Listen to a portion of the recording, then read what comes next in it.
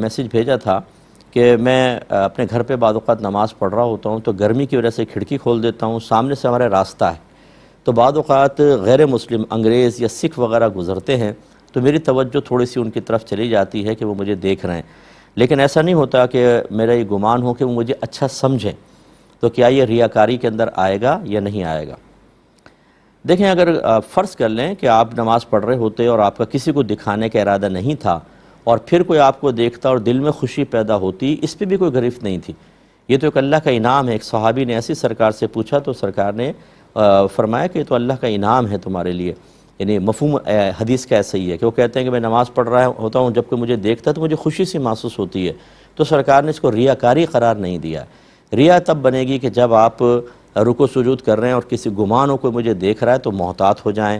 یا وہ متاثر ہو جائے، یا خاص تعریف کے قصد و ارادے سے ہی آپ نے ایسا کیا ہو تو پھر یہ بالکل ریاکاری کے اندر آئے گا۔ ایک بزرگ فرماتے ہیں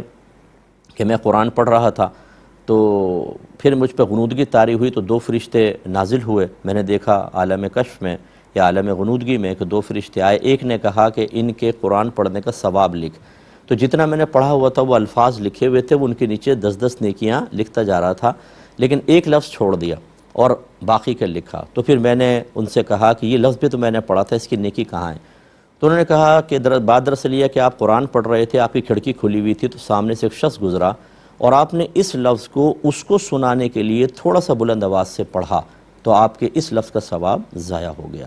تو بس اصل یہ ہوتا ہے کہ آپ کی نیت کیا ہے۔ اگر آپ ان کو دکھانا چاہتے ہیں، ان سے تعریفیں سمیٹنا چاہتے ہیں، متاثر کرنا چاہتے ہیں، تو چاہے مسلمان کو دکھائیں چاہے انگریز کو دکھائیں، یہ شرک خفی کہلاتا ہے، جس کو ریاکاری کہتے ہیں، کہ اللہ تعالیٰ کے لیے نماز پڑھنی چاہیے تھی، آپ نے مخلوق کو بھی دکھانے کے لیے پڑھ لی، اور اگر ایسا نہیں ہے، خالی بس خوشی سی ہوتی ہے یا گرمی آپ کی معقول وجہ ہے، نہ خوشی ہوتی ہے نہ غم، تو پھر بالکل آپ کے لیے نماز